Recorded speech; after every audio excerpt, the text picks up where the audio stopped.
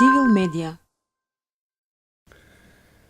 Правата на жените се човекови права што веќе 70 години се заштитени со меѓународното право и Обединетите нации. Жените имаат право да живеат ослободени од насилство, робство и дискриминација. Жените имаат еднакви права да се школуваат, да поседуваат имот, да гласаат и да заработат фер и еднаква плата, како и сите други вклучени во пазарот на трудот. За жал, насекаде во светот, па и во Република Северна Македонија, жените и девојките се соочуваат со негирање на нивните права, дискриминација и насилство, едноставно поради нивната родова припадност. По повод Меѓународниот ден на правата на жените, 8 март, Цивил уште еднаш го крева гласот во поддршка на сите жени во светот и бара да се стави крај на дискриминацијата и насилството против жените. Цивил бара од институциите да престанат со декларативните заложби и доследно да ги спроведат сите закони за заштита на правата на човековите права и слободи и за заштита од дискриминација по родова основа. Институциите на државата и на локалната самоуправа, како и општеството во целост, мора да работат на еманципација и почитување на правата на жените. Политиките и практиките мораат да се подобрат веднаш, без одложување, веќе до крајот на денешниот ден. Секој што го чита или слуша ова соопштение, мора да преземе итни чекори за унапредување на правата на жените. Цивил бара од владата да подготви законски мерки и да воведе практики на најостро санкционирање на секоја постапка што жената ја става во подредена положба или ја дискриминира на работното место, во семејството, во јавноста или на било кое друго место или ситуација. Медиумите и граѓанските организации мораат да манифестираат повисока одговорност и да работат на граѓанската едукација за правата на жените. Цивил предлага 8 март да се прогласи за неработен ден на сите жени во земјата. Правичната застапеност на жената од 50% во институциите и во структурите за донесување на одлуките се подразбира и мора да се спроведе веднаш. Додека се договаравме за овој настан, сакавме да направиме нешто што ќе биде поинакво, нешто каде што нема да си ги кажеме маките и да заминеме од тука само со чувство дека ета сме се потрудиле и нешто сме направиле и ќе си олесниме на душата барем еден ден во годината. Не, сакавме значи да позборуваме малце за нешто што сметаме дека изминатите години на вистина ја изгуби смислата, а тоа е одбележувањето на овој ден. А ја изгуби смислата и за тоа потврда ни е една мала анкета која што вчера ја направивме низ улиците на Скопје, која што ќе го замола мојот колега Аријан сега да ни ја пушти, па ќе продолжам понатаму.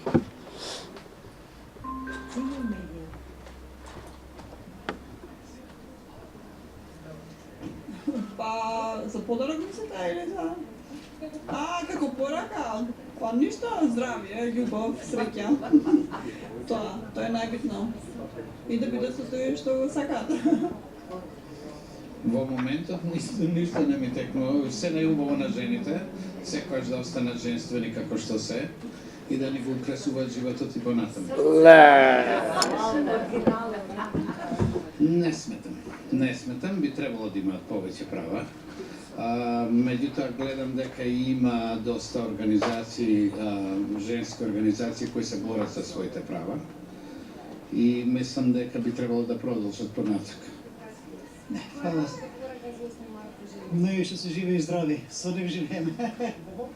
Нека им е среќен празникот и да се борат и понатаму за нивните права.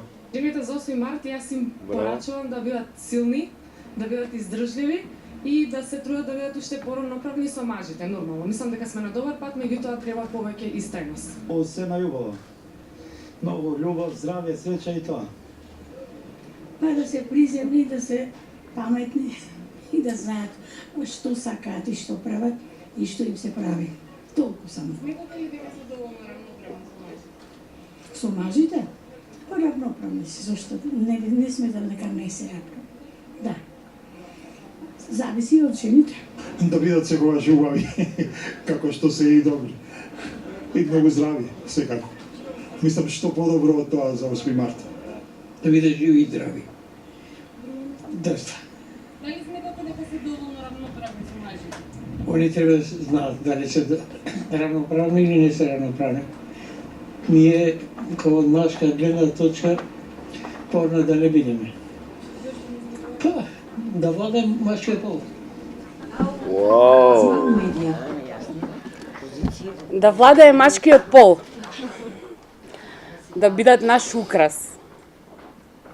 Да се живи и здрави, да бидат со тој што го сакаат. Ова се отприлика честитките кои што граѓаните ги посветија на жените за 8 март и затоа мислам дека е многу важно да се вратиме на суштината на овој ден. И зошто овој ден се обележува во светот. До сега во животов сум поминала 20 на интервјуа за работа и во ниту едно од нив не е изоставено прашањето во зависност од возраста која што сум ја имала кога било интервјуто. Дали сум во врска, дали сум во брак, дали имам деца, кога планирам да раѓам, од кога родив деца, колкави ми се децата, дали одат на училиште, дали се целодневна, дали се класична настава, кој ми ги чува. Сум присуствувала на интервјуа каде што сум се фатила себе си да објаснувам многу повеќе за мојот приватен живот отколку за моите квалификации и способности. Верувам дека сите жени кои што се тука присутни барем веднаш во животот го имаат искусено тоа. Тоа мора да престане. Мора да престане веднаш. Иако законски се регулирани до некаде овие прашања, меѓутоа во пракса овие прашања никогаш не се спроведуваат. И тоа мора да застане веднаш. Не знам дали знаете, меѓутоа убавите жени кога сакаат да излезат надвор од Македонија за да работат, всушност не излегуваат за да работат, туку за да се омажат. Тоа беше одговорот на моето барање за виза, за работна виза, на покана на една странска фирма, каде што имаше точно определен рок колку јас треба да работам таму и кога би се вратила назад. И одговорот кој што го добив беше: ние се извинуваме, меѓутоа визата нема да ја добиете, затоа што вие сте премногу убава и многу се големи шансите таму да се омажите и да останете за секогаш. Бензинска, едно од зборчињата кои што би требало да ми се потсетник. Нема да го заборавам 8 март пред неколку години.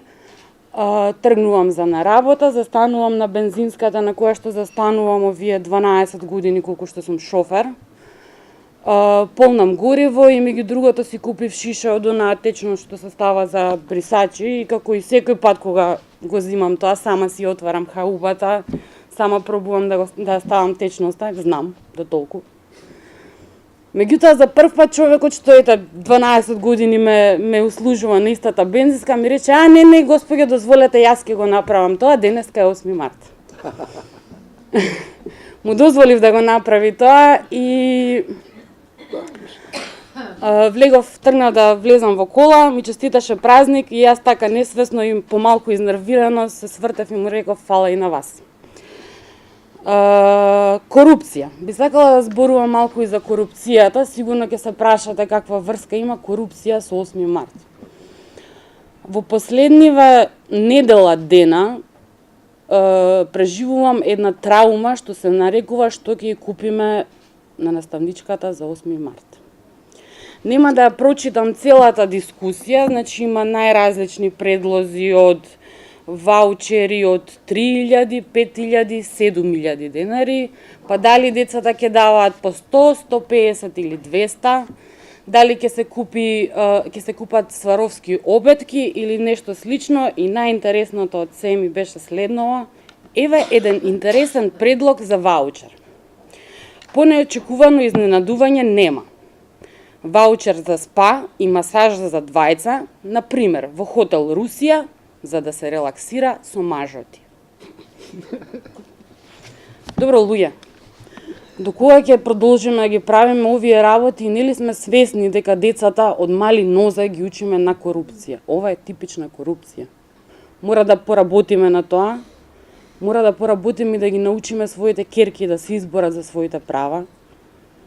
да го бараат сето она што му следува на секој човек на планетала Земја и пред се да ги научиме нашите синови да ги почитуваат жените.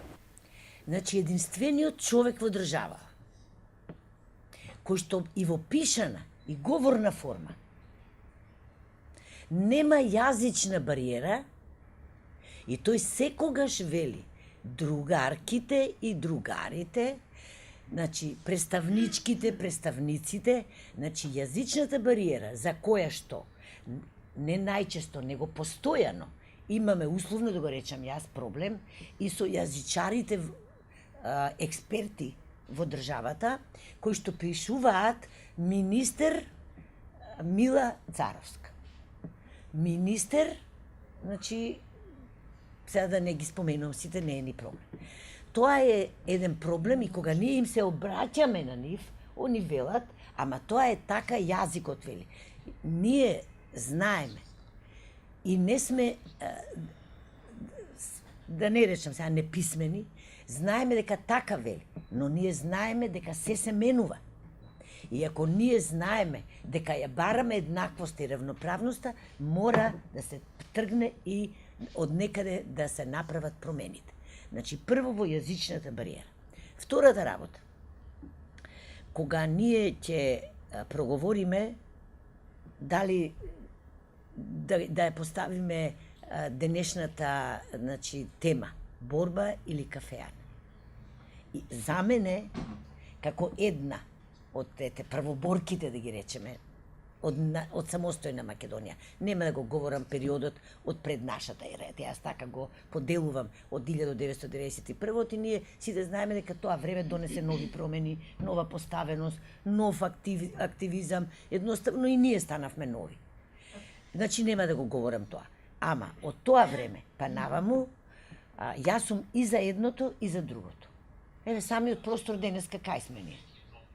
Значи, ако во моето време пред 1991 година, условно да речем, незаконски, беа забранети кафеаните за женскиот пол, јас првата, исто, со моето вклучување во тогаш непознатиот граѓански свет, значи невладината женско движење, започнав секој четврток да им закажувам на жените во кафеана средба. Исто така, не сметам дека ги надминуваме стереотипите и предрасудите и доаѓаме до еднаквост кога мајките со малите бебиња, кои што немаат ни 40 дена од родувањето, седат во било кој во кафуле или во некоја кафеана. А јас, еве кажувам, од 91 година и ден денеска, нашиот клуб, кој што сега не сакам да го промовирам, да кажам, се уште работи клуб Лоза, кој што работи постојано и се среќава со жените повторно секој вторник во кафеана. Зошто? Значи, едноставно, ако ние, кога седнавме 91 година и кога размисливме, што е тоа што ги здружува мажите, а што ги раздружува жените? Значи, моите согледувања, со моето искуство, со мојата присутност, со мојата активност и сиот тим со кој што работевме од различни сфери, видовме, мажите се здружуваат во кафеана и се здружуваат на фудбалските утакмици. А ние за тоа време и во политичките партии, а кај нас, затоа што јас попатно само сакам да ви кажам, ако некој работеше и на промените на законите и работата со жените во политичките партии и со сите сами политички партии, значи увидовме и од нивните анкети дека самите колеги мажи, кои што се дел жени членки на одредени политички партии заради сопругот, заради братот, заради кумот, ради сватот, но не и по собствена волја, што сега не е веќе така. Зборувам за почетокот на 91 година и за бројот на жени. И ти од тука сега можеш да видиш. Самите тие од анкети и одговорења, кажува како доаѓаме ние една со друга. Прво и основно, таа која што оди на состанок, која што оди на некаква активност, пристојно ќе се облече, ќе иде на состанокот, истите нивни браќа, сопрузи и слично им кажуваат кога ќе се вратат дома на нивните сопруги, абе Савче беше таму, па она со џабе седеше, па вака зборуваше, па така, и ствараа завист кај жените, љубомора кај жените и едноставно ја донесуваат до ситуацијата да жените бидат една против друга. И убедена сум дека вие сите ќе се согласите и слушате дека жените не се поддржуваат. Жените вели не гласаат за жените. Јас тврдам дека не е точно. Прво, никој не може да каже кој како гласа. Значи, никој се тајно е гласањето. Значи, никој не може. Втората работа, значи, никој не кажува кој за кого гласал, туку едноставно се мисли само така, заради таа завист и љубомора која што ја ствараат мажите од причина што жените ги чувствуваат за нивни коректори. Односно, оние кои што може да го завземат нивното место. Зошто го бележиме 8 март? Затоа што крваво е задушен првиот штрајк на жените од дигларската конфекција, односно индустрија, тоа се шивачките, каде што ги бара своите права за зголемување на надниците и намалување на работните сати. Дали ќе се согласиме, драги мои, овдека сите присутни, дека истата состојба после 110 години конфекцијските работнички кај нас во државава ја имаат истата состојба? Дали нашата борба кон тоа не е се уште? Но која е причината?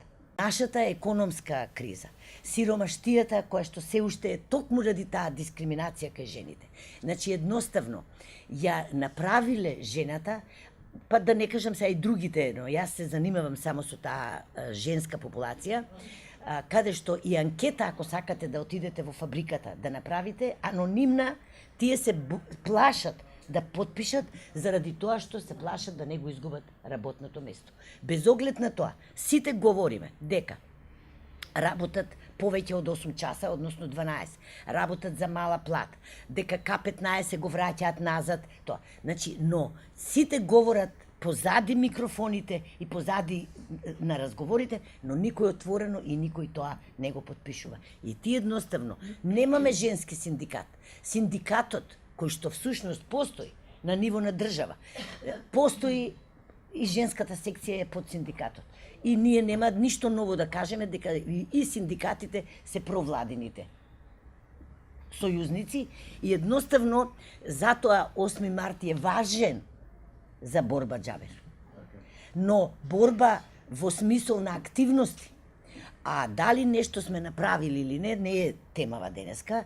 Ние стоиме на располагање, може да се видат резултатите. Значи, прво само ќе споменам. Од 4 жени во парламентот имаме 46 жени.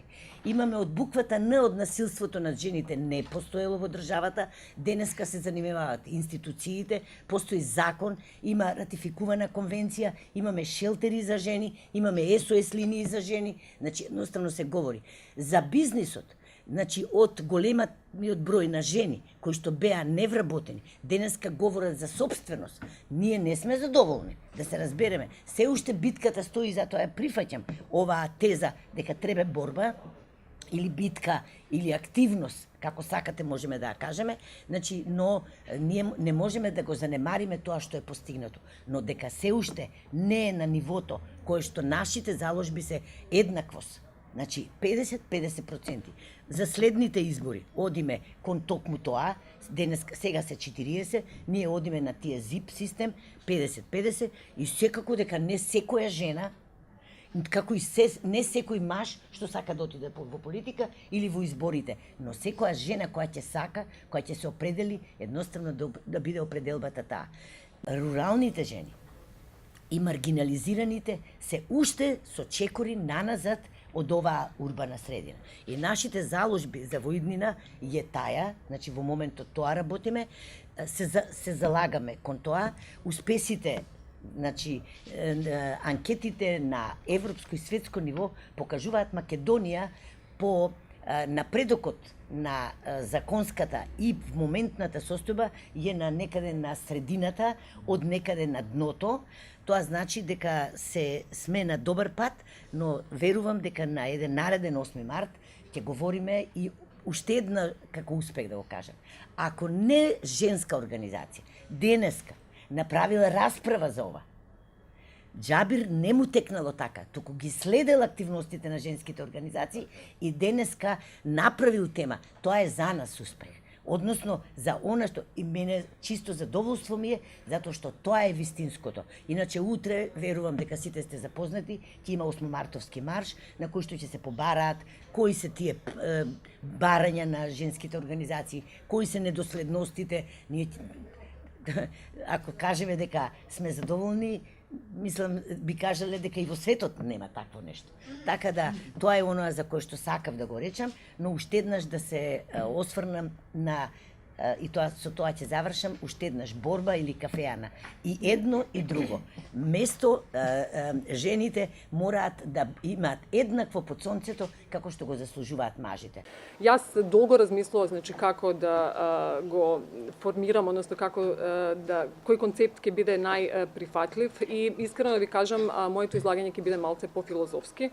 Значи мојата лична перцепција за да кажам на неколку теми. Денешното моje излагање е и со наслов, значи и со дебел повод.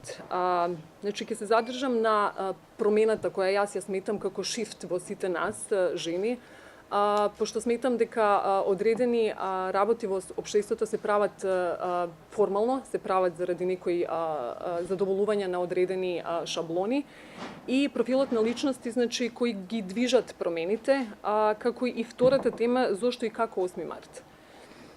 Кои се тие хероини, значи како се создаваат? Дали се тие само жртвите кои во момент се спротивставиле на неправдата и постхумно ги спомнуваме, или се тоа сите жени, значи кои почувствувале, но имале храброст да се спротивстават на всадените перцепции и стереотипови за улогата на жената во општеството? Кои се тие двигателки на промени? Па токму истите кои се препознаваат, значи кои ја препознаваат потребата да се сменат, да го сменат општеството и после тоа со само мотивацијата да ја одржат кондицијата на константна промена. Пошто мислам дека ние всушност треба цело време да се менуваме, значи цело време да препознаваме потреба за одредена промена во општеството. Пред тргнувајќи од самите себе. Секако тука зборам за конструктивна промена на свеста, освестување, будење и признавање. Сакам исто така да кажам, значи, ви кажувам дека ова е моја генерална перцепција на универзалната тема и сакам да кажам дека има значителен недостиг на разбирање на културните, политичките, економските аспекти на неравноправноста на жените во однос на мажите и некогаш некако и ние самите тешко ги препознаваме. Понекогаш можеби не сме свесни дека ја доживуваме на сопствената кожа, но некако традиционалниот начин на размислување не спречува да ги препознаеме тие дискриминации. Можеби од една страна е дека зашто феминизмот е стигматизиран и со самото тоа се губи значителна платформа за отварање на темите за проблемите и предизвиците специфични за жените. Значи, мислам дека им се ускратува, значи, тој простор за критично расудување и со тоа и делување. Моето размислување, значи, по ова е и моите прашања, фактички, кои ги поставувам на самата себе, е зошто се случува ова. Па мислам дека ние сме родени во, условно кажано, машко општество, каде тие ги одредуваат правилата и тоа е толку е сраснато во нашата реалност, што ние тешко излегуваме од тоа милје и речиси невозможно е да просудуваме, значи, во тој така поставен систем на вредности и позиции. Еве, јас ке спомнам, иако не сум од браншата, јас сум била во едно време во браншата, значи, работев на женските права, значи, бев вклучена во тоа движење, но мојата професија така ме однесе од други води и се видов повеќе во активист со генерален некој профил.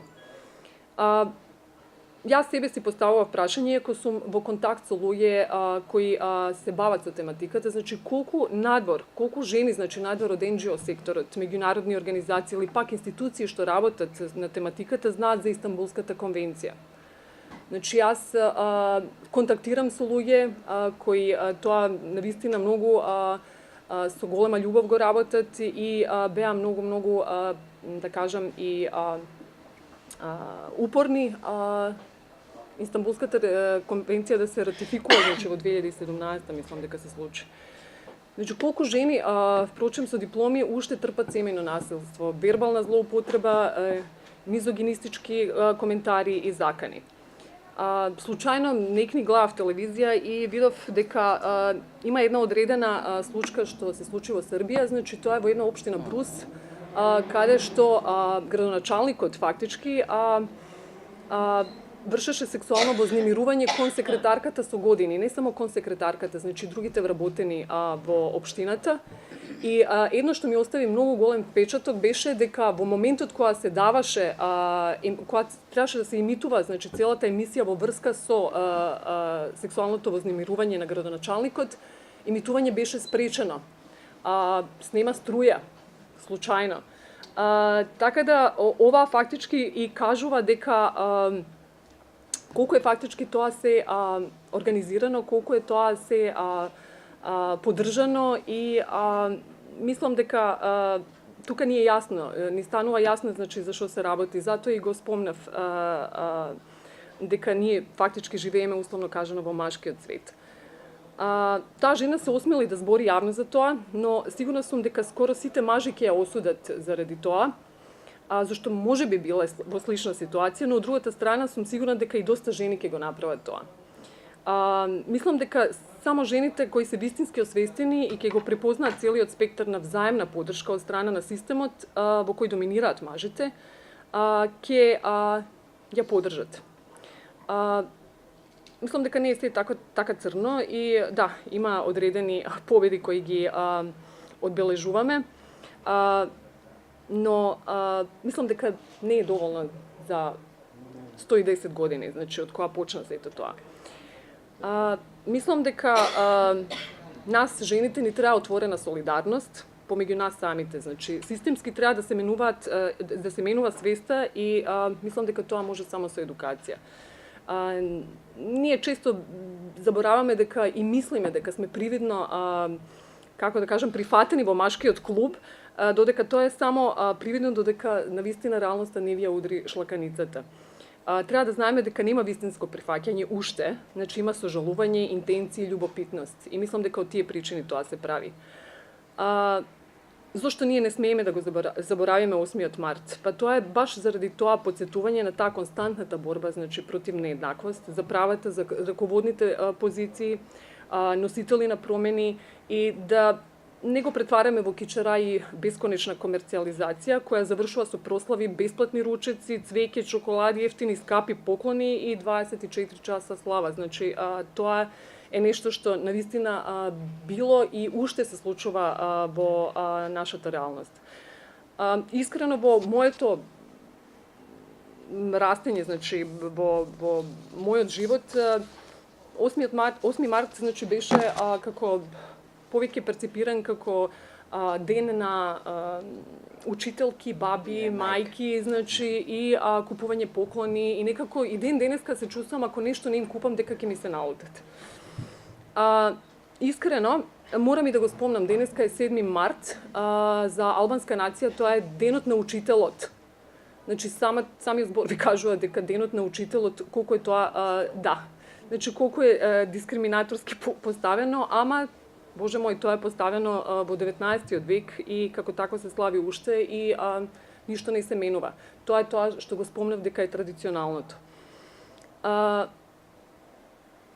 Во подоцнежните години моето растење, значи сите ние нели поминуваме низ некоја метаморфоза, значи и искрено потоа почнувате да поставувате прашање. Јас поставував многу прашања. Мене ми требаше тој шифтот. Иако јас почнав да работам на таа тематика, не го чувствував тоа. Морам да бидам искрена и не го сваќав, може би вистински. Се додека запознав човек на лет кон Њу Јорк, човекот беше професор на универзитетот во Њу Јорк, и тој ми кажа дека тој е феминист. Значи ова се случува пред 20 години. Јас го гледам и го прашувам како можеш ти да бидеш феминист. Значи феминист во што да, знаевме, но како мажот може да биде феминист. Така да мислам дека во тој момент јас успеав нели некако да ги пребродам тие шаблоните и да излезам од таа гасеницата на општествените лимити и фактички да одлучам дека мојот живот ќе биде my way. Има една изрека на Кетрин Хепбурн и тоа морав да го напишам, ако им се покорите на правилата, ќе ја пропуштите забавата, таа кажува. И на вистина, значи, ако цело време сме во шаблони, малце ни е тешко дека ќе ни биде интересно во животот. Мислам дека, како што кажав, ова е денот кога треба да се подсетиме на тие двигателки на промени, кои не се плашале да ја отворат Пандорината кутија на бескрајна неправда и како тие почнаа да се борат за еднакви права, за образование, за работа, финансиска независност. Иако овој ден е дефиниран и уште го знаеме како празник на жената и така широко прифатен, сметам дека ова е денот на сите луѓе кои веруваат дека секој човек има еднакво право на живот и општествена еднаквост без разлика на пол, расата и верата. Можев да ризикувам да ги набројам сите битни моменти во таа некоја борба за правата на жените кои што ги имаме, сите веќе ги знаеме, ги имаме слушната. Темата е навистина исцрпена, зборена. И вчера се случи една Facebook дискусија на која што и Маја беше вклучена, која што ме натера да помислам дека нема потреба од тоа да ги набројуваме сите подвизи што сме ги имале, дали како индивиду или организирано во групи. Се појави еден лик на Facebook кој што праша кои се правата на жената кои што се ускратени во Македонија.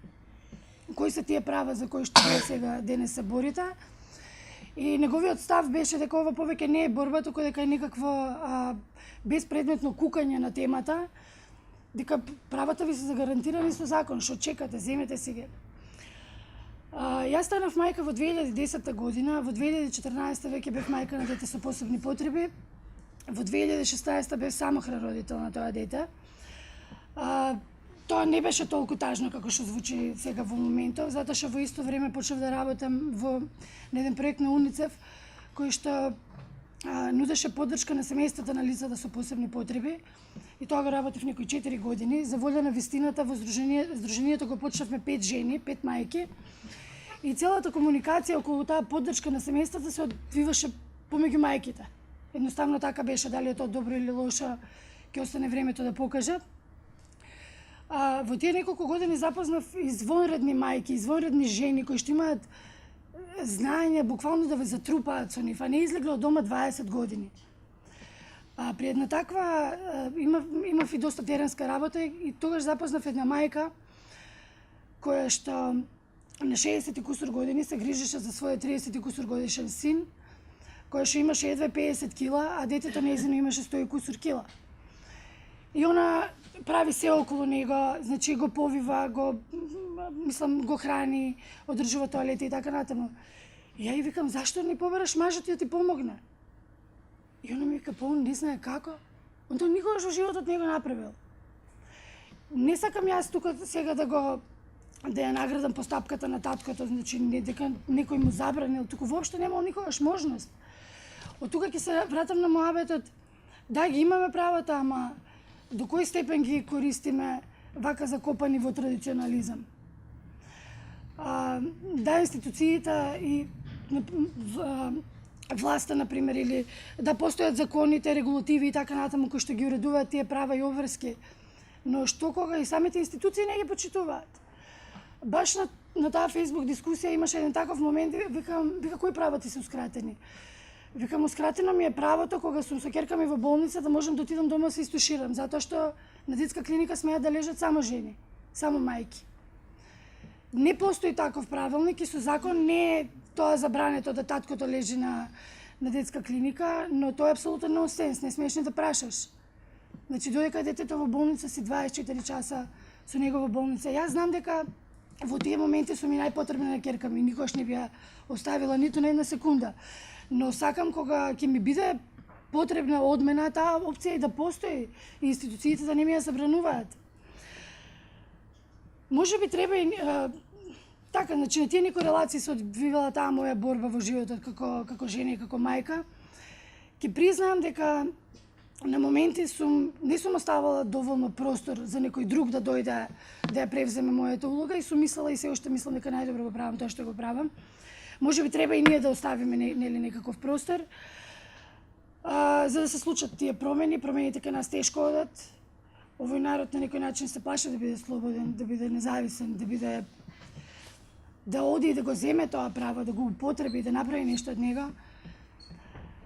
Пак ќе се навратам на муабетот дека која борба сега ова, имате право зашто се борите. Борбата не е нешто што има некаков момент на завршување, некаков крај. Самата актуализација на сите овие теми кои што ги држат жените во нивните микросредини, на некој начин репресирани, дали од традицијата, дали од институциите, дали од нивните семејства, дали од самите нивни очекувања од самите себе. Потребно да ги актуализираме тие теми затоа што жената која што на почетокот на ова излагање вие спомнав, денес има преку 65 години, нема нито еден ден стаж, нема право на пензија, нема право да поднесе барање за кредит во банка. Тие се правата што ова општество не ги има оставено на располагање. Правата на жените се човекови права што веќе 70 години се заштитени со меѓународното право и Обединетите нации.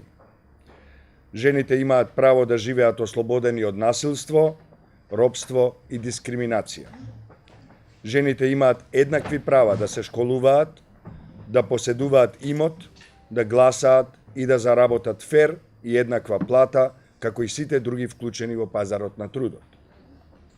За жал, насекаде во светот, па и во Република Северна Македонија, жените и девојките се соочуваат со негирање на нивните права, дискриминација и насилство, едноставно поради нивната родова припадност. По повод Меѓународниот ден на правата на жените, 8 март, Цивил уште еднаш го крева гласот во поддршка на сите жени во светот и бара да се стави крај на дискриминацијата и насилството против жените. Цивил бара од институциите да престанат со декларативните заложби и доследно да ги спроведат сите закони за заштита на правата на човековите права и слободи и за заштита од дискриминација по родова основа. Институциите на државата и на локалната самоуправа, како и општеството од целост, мора да работат на еманципација и почитување на правата на жените. Политиките и практиките мораат да се подобрат веднаш, без одложување, веќе до крајот на денешниот ден. Секој што го чита или слуша ова соопштение, мора да преземе итни чекори за унапредување на правата на жените. Цивил бара од владата да подготви законски мерки и да воведе практики на најостро санкционирање на секоја постапка што жената ја става во подредена положба или ја дискриминира на работното место, во семејството, во јавноста или на било кое друго место или ситуација. Медиумите и граѓанските организации мораат да манифестираат повисока одговорност и да работат на граѓанската едукација за правата на жените. Цивил предлага 8 март да се прогласи за неработен ден на сите жени во земјата. Правичната застапеност на жената од 50% во институциите и во структурите за донесување на одлуките се подразбира и мора да се спроведе веднаш. И сакал само неколку поенти да направам, мислам дека е повеќе од јасно дека во целост стојам зад соопштението како другар, соборец и колега на моите другарки и другари во Цивил, но тоа што најмногу ме тишти по повод 8 март оваа година е следново. Излеговме од еден режим кој долго време во рамките на своите политики и практики вгради еден однос кон жената како кон репродуктивно средство. Средство за репродукција.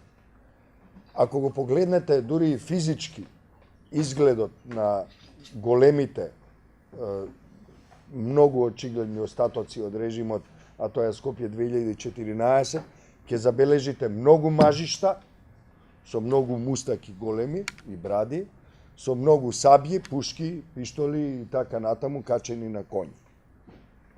И многу малку ќе видите присуство на жената.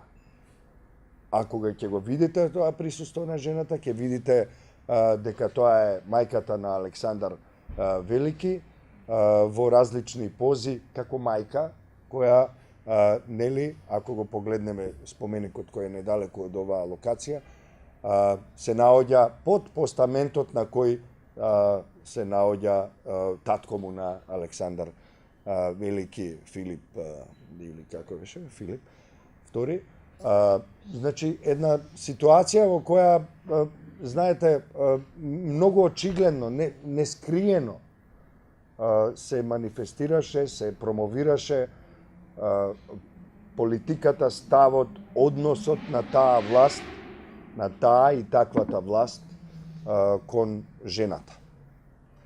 Многу различни димензии може да се споменат тука, особено во доменот на работничките права на жената, како што беше веќе споменато, почна пред 110 години, токму кај текстилните работнички во денешно време во Република Северна Македонија се дискриминирани, слабо платени, физички малтретирани во одредени случаи и се едно олицетворение на тоа во каква позиција се наоѓа жената денес во нашата земја. И тоа зборувам денес.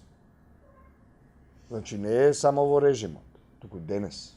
2 години по падот на режимот на Груевски и фамилијата, ние се уште забележуваме дека имаме сериозни проблеми во почитувањето на човековите права и слободи, во почитувањето на работничките права и особено во доменот на почитувањето на правата на жената. И тоа сметам дека е неприфатливо. Исто како што е неприфатливо жената да биде во толку мала мерка представена во структурите во кои се донесуваат одлуки, во кои се спроведуваат политики и практики. Ние имаме влада од 25 министерски места, имаме се насе 5, 6, 4. Так, 4 се согласувам, 4 министерски места кои припаѓаат на жените. Имаме 81 градоначалник, ќе кажам. Зошто? Заради тоа што е максимално доминантна бројката на мажи градоначалници, наспроти само 6 градоначалнички во земјата, од 81. Тоа е алармантно. Да не зборуваме за тоа дека во јавните предпријатија, во институциите, во државните институции, во локалните институции, во надзорните одбори, присуството во проценти на мажи е огромно. Речиси, невидливо е учеството на жените во раководни функции и во другите сегменти на системот. И како можете вие тогаш да очекувате дека некој кој така ја формулира и ја формира моќта во државата да биде засегнат од правата на жените? Не можете тоа да го очекувате. А инаку, за едни два убави успеси ќе споменам тука, само да го направам контрастот уште посилен, а не за да најдам позитивна точка. А тоа е само да ви споменам две кратенки. Едната е СЈО, а другата е ДКСК. Па тоа, нели, новоизбраното ДКСК. Тоа се две институции во кои гледаме дека жената е напред и дека имаат и моќ, и знаење, и успех, и решителност. И од искуството на Цивил, јас како раководител во оваа организација, можам да ви кажам дека пригодно, нели, во поглед на изборниот процес кој ни предстои, во нашата наблюдувачка структура, во мнозинство, и тоа често пати и не само благо мнозинство, туку баш во убаво големо мнозинство, над 60%, се всушност жени. И жените, можам да ви кажам, жени и девојки, жените, можам да ви кажам дека во изминатите изборни процеси се покажаа како подобри наблюдувачи, похрабри наблюдувачи, подобро гледаат, подобро ги пишуваат извештаите, никако не се подложни на корупција или на притисок и во ниеден момент не покажале слабост или страв да го соопштат тоа што го гледаат на теренот. Сметам, врз основа на моето и животно искуство, дека жените се подобри од нас, мажите. Тие се поиздржливи, нивното размислување е комплексно, на повеќе нивоа размислуваат. Ние како мажи, додека сме фокусирани на остварување на одредена цел, жените, барем во моето искуство, ги гледаме, ги остваруваат целите, а патем остваруваат уште неколку други цели и помагаат при тоа. Тие се посолидарни. Тие знаат во услови на тешки времиња, во услови на војна, тие се двојни жртви. Мажите гинат во војна и во борба, а жените се тие што гинат и во војна, меѓутоа гинат и во мирнодопскиот или оној дел кој не е зафатен од војните или од воените действија. Бидејќи тие страдаат и како мајки, и исто така знаеме сите дека жените се мета, воена мета на оние што напаѓаат во одредени такви општествени, политички и воени состојби. Жените се двојна жртва заради тоа што тие што напаѓаат на некоја територија, жените ги земаат како цивилна, посебно таргетирана категорија. Во таа смисла, јас би сакал уште еднаш да повторам дека не само што го напишавме тоа соопштение и го пуштивме по медиуми и дека утре или задутре ќе заборавиме или ќе продолжиме понатаму со другите цели во нашите програми. Не. Правата на жените се хоризонтална, поврзувачка тема во се што ние правиме како организација. И апелирам и сметам дека тоа ќе биде еден од чекорите нашето општество на вистина да се придвижи напред, ако сите тоа го направат. Ако сите сметаат дека правата на жените се дел од нивниот општествено, политички или било каков друг ангажман. Многу беше кажано и многу убаво беше кажано досега за тоа кој се е носител на предрасудите, кој се е во позиција да замижи и да не ги поддржи правата на жените. Но и нема тука да се повторувам и јас, но само ќе кажам дека борбата мора секојдневно и секој од нас да ја води и особено оние што се од другата страна на родовата палета, односно мажите.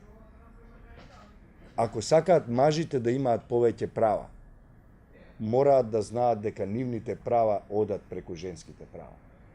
Инаку нема никој да има човекови права. Бидејќи човековите права и слободи се неделиви. Тие не гледаат ни род, не гледаат ни старост или возраст, не гледаат ни социјална или било каква позадина, односно потекло. Човековите права се заедно. Тие се неделиви и не може да се практикуваат некое право за некого повеќе, а некое право за некого помалку. Заради тоа што некоја структура на моќ тоа одлучила да го каже така или да го ужива на тој начин.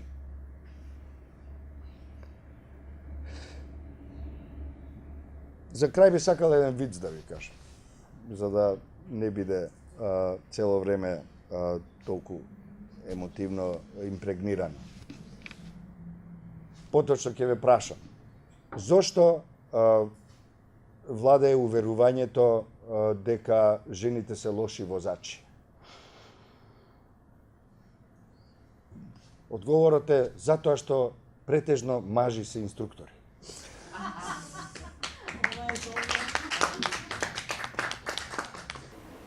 Сакам малце да се свртиме кон правото на жената за своето достоинство. Значи право да има свое достоинство и да си го почитува своето достоинство. Бидејќи за другите права веќе знаеме, веќе имаме прочитано, имаме изнаслушано, се имаме измарширано, имаме изгледано, изпрочитано и све. Како пример за свое достоинство ќе дадам еден неортодоксен пример од моето семејство. Имено баба ми, ова имено не го сакам, ама не знам зашто ми дојде. Може, да. Баба ми во своите, најверојатно тогаш имала 23-4 години, некаде 50-тите, раните 50-ти години, решила да се разведе од дедо ми. Со свои 4 деца.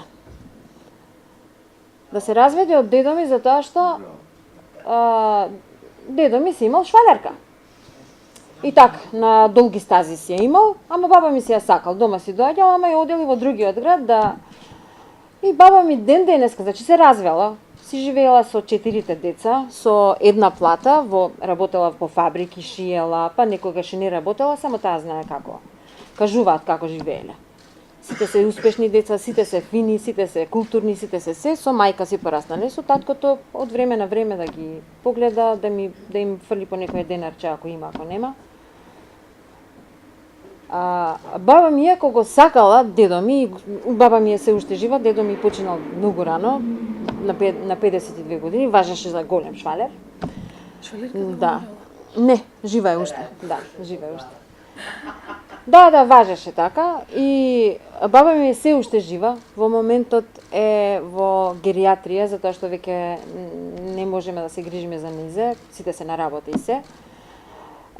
И вели вака: да, ми направи што ми направи, ама сакам кога ќе ме погребате, сакам до него да ме погребате.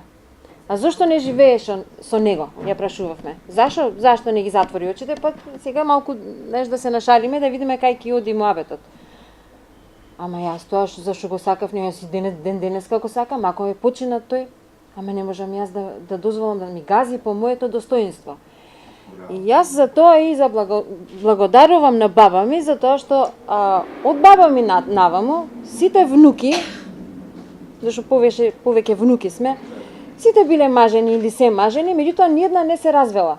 Не од тоа што не смеат да се разведат заради традиционалните предрасуди и не знам што, но едноставно си ги наредиле така работите во животот со своите сопрузи да си бидат рамноправни. И верувајте дека се.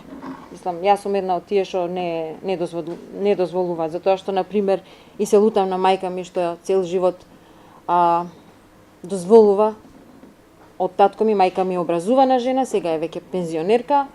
Со сета своја градба и надградба, таа дозволила и се уште дозволува татко ми да рече: па јас те носев на одмор тебе.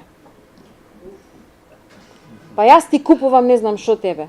Епа нема да те земам со мене. Значи, за тоа на мајка ми се лутам. Иако е борец, иако била борец, иако своето достоинство дозволи да се погази со едни многу обични зборови, меѓутоа многу се звучни кога ќе ги слушаш. Јас се борам со нејзи за тоа. Толку за ова. И јас не знам многу да зборам, ама ајде. Ке се надоврзам на муабетот на Маја со моделот на славење на прослава на 8 март, денот за правата на жената или корупцијата. Треба малку да се загледаме и кон себе, значи да видиме колку ние сме тоа лицемерни. Јас доаѓам од генерација, веќе имам 49 сега ќе полнам, од генерација во која што се знаело дека 8 март една недела пред 8 март се знаело се спрема да се купува, да се без размислување. Зашо е тоа 8 март? Сите сме знаеле што е 8 март. Сите сме знаеле, нели, револуција, Клара Цеткин, ова, она, све тоа сме знаеле. Меѓутоа не, тоа е позади, мора да се купи за мајката, за бабата, за учителката и за некоја тетка тука од близина што не е блиска. И кога растеш со тоа, несвесно очекуваш дека и некој тебе треба да ти купи нешто. Така, било нека и цвет. Се најдов во ситуација, една година никој не ми дојде за 8 март дома. Некако. Ќерка ми беше многу малечка, јас сум самохран родител.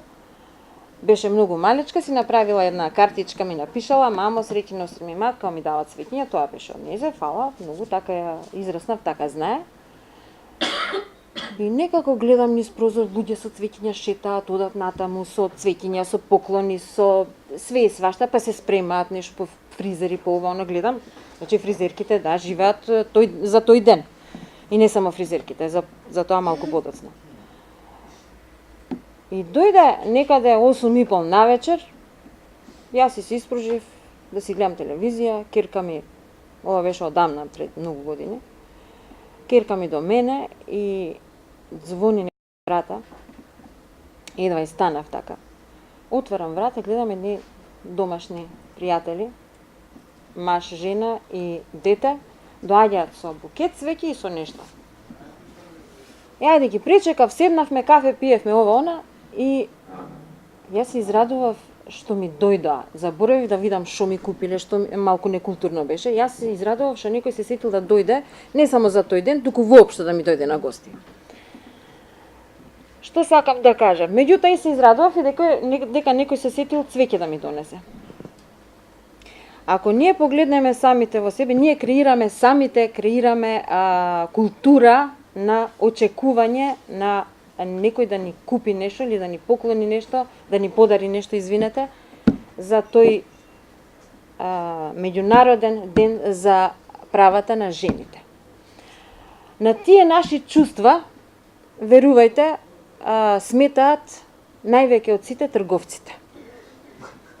Затоа што, нели, на тој ден се купува злато, се уште се купува злато, на тој ден се купуваат разни парфеми, на тој ден цвеќарите работат, нели, турбо, не само на тој ден, 3 дена. Некој заборил, како велат 7 март е денот на швалерките, 8 е на жените, на мајките и на сите, нели, напред, така нешто има некоја урбана легенда за тоа.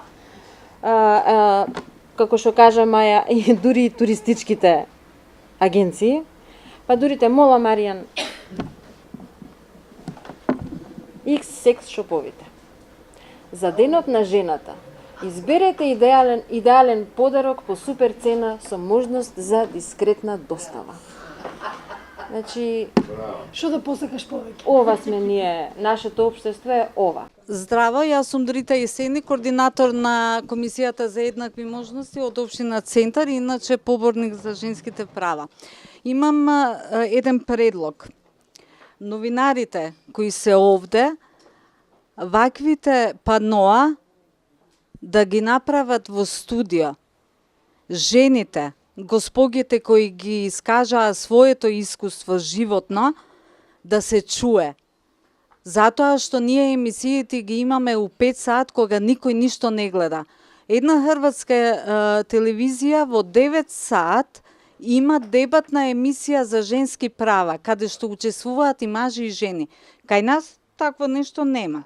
Ова е за поздравување и ова е една насока да им се даде на телевизиите како треба да се работи. Втора работа, зошто само за 8 март се собираме? Трета работа, балкански менталитет. Синдикати имаме, за 1 мај организира протести за правата, никој не искача, пошто сме по Сарај. 8 март имаме марш, тргнува од Жена парк, ќе се соберат 50 на 60 на само за 8 март.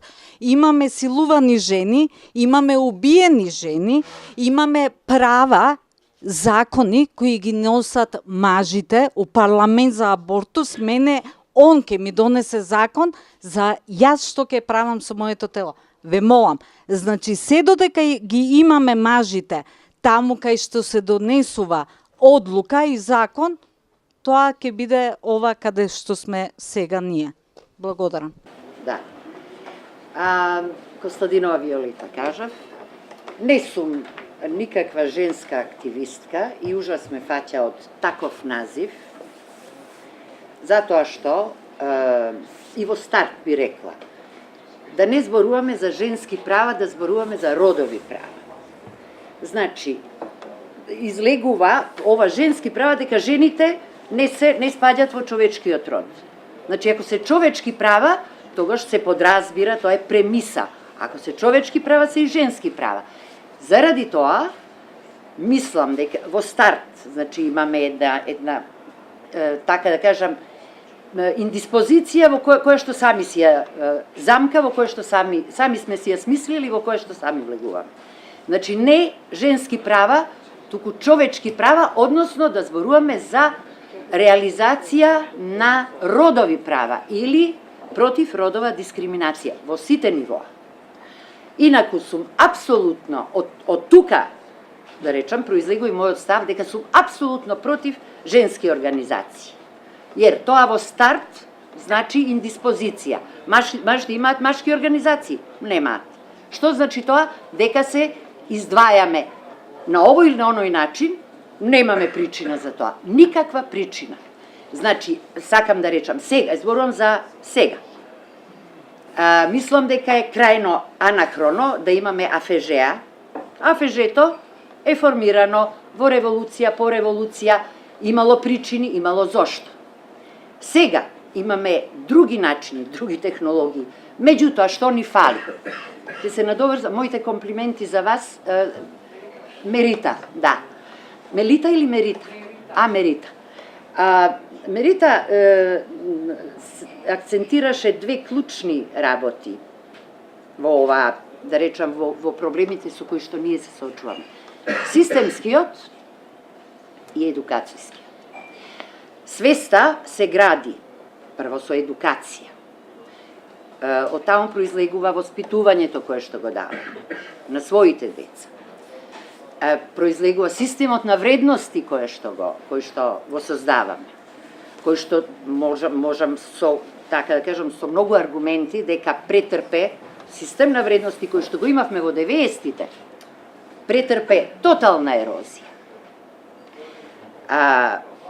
Од таму, мислам дека овие два моменти, системскиот, значи ние имаме закони, ние не сме родово дискриминирани со закон, ние сме родово дискриминирани со клишеа во кои што и сами учествуваме заради отсуство на пристојно образование. Прво, и вториот момент кој што мислам дека е клучен во овој смисол, финансиска еманципација. Значи, ако слободата по дефиниција е можност за избор, тоа е клучниот проблем кој што жените го имаат во овој. Кога велам жените, зборувам со што факт е дека ова е се уште машко примитивно општество. Кај што ужас ме фаќа, морам да ви кажам, од тие женски лобија по партиите, кои што ни за јота не се помериле од она што ја ево вака се кажа да се не е ни тоа ни виц можда, сум го чула од дедо ми, од татко и не знам, после ослободување у Кавадарци, жените на митинг. Ама имало смисол тоа. По револуција, тоа е сосема друго општество било пред револуцијата, по револуција треба да се гради држава и така натаму. Жените на митинг. Ние жените Тито си го сакаме. Ни за јота бре не сме се мрднале од тоа. Сега тоа се вика у партиите, се вика ние Зоки, Никола, Бранко, толку е тоа. Тоа е скандалозно. И деструктивно. И контрапродуктивно. Значи, тоа е глупост пар екселанс. Женски лобија, имат ли мажите бремашки лобија? Немаат. Имаме ли партии? Имаме. До нас. Значи, до нас. Никој нема ништо да ви даде ако не се изборите. Ама најмалку преку женски организации. Организации да за борба против родова дискриминација. Ама никако за женски права. Jer тоа во старт значи индиспозиција. Точно е дека ова е традиционално, примитивно, како сакате, општество. Клишеа преполно и така натаму. Точно е дека на жените им е потешко. Ние со закон не сме дискриминирани, меѓутоа ние сме суштински дискриминирани. Значи треба да се бориме за законитост и за финансиска еманципација. Тоа се, според мене, клучните два моменти за борба. И до сега и од сега па натаму поготово. Jer во ова општество, такво како што го има, сиромашно, затуцано, неписмено, страшно. Жена, ево слушнав, самохрана мајка и така натаму. Тие жени се во апсолутно инфериорна ситуација. Зошто? Затоа што нити имаат законска поддршка. Еве, закон за брак, сега не знам веќе што е направено со него. Меѓутоа, не знам таму со тоа алиментациите се скандалозни. Како може таа жена да изгледа едно, две, не знам колку деца таму, со некаква пишлива алиментација, од која што не може ни 2 пара патики да купи. Значи, тоа е, треба се работи на промена на закони, на спроведување, значи, подобрување на закони, спроведување на закони и финансиска емансипација. А тоа значи побогато општество. Значи, работа на генерално подобрување на системот. Jer, evo, сега ни следуваат председателски избор. Погледайте на што личи овој амбиент. Трагедија у петчина. И пак ќе продолжим.